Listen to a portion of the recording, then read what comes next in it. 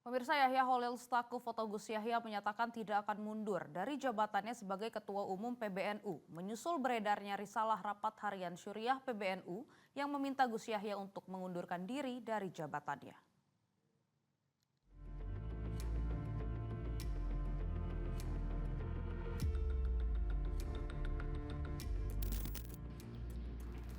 Kiai Haji Yahya Holil Stakuf atau Gus Yahya memberikan penegasan tidak akan mundur dari posisinya sebagai Ketua Umum Pengurus Besar Nahdlatul Ulama.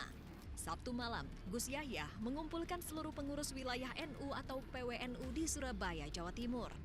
Pertemuan tersebut merupakan respons PBNU terhadap beredarnya risalah rapat harian Syuriah PBNU yang meminta Gus Yahya untuk mundur dari jabatannya sebagai Ketua Umum dalam waktu 3 hari atau terancam diberhentikan.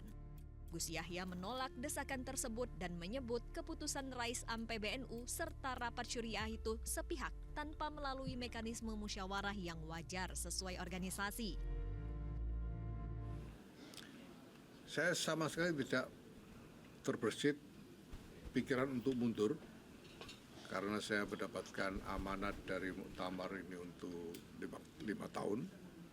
Pada muktamar ke-34 yang lalu saya mendapatkan mandat 5 tahun dan akan saya jalani selama 5 tahun. Insya Allah saya sanggup. Maka saya sama sekali tidak terbersit pikiran untuk mundur. Gus Yahya juga menyatakan rapat harian Syuriah tidak berwenang untuk memberhentikan Ketua Umum PBNU. Saya tandaskan bahwa rapat harian Syuriah menurut konstitusi ADRT tidak berwenang untuk memberhentikan Ketua Umum. Memberhentikan fungsionaris yang lain saja tidak. Sementara itu, Presidium Muktamar Luar Biasa NU Kiai Haji Imam Jazuli menilai keputusan dari Rais Am adalah keputusan yang tepat. Imam Jazuli juga meminta Gus Yahya legowo menerima keputusan Rais Am.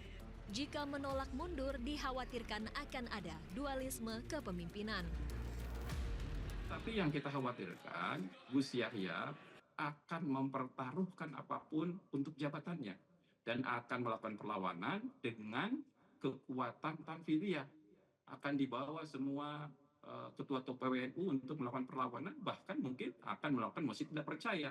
Nah, jika ini terjadi, maka akan semakin semrawut nih NU ini.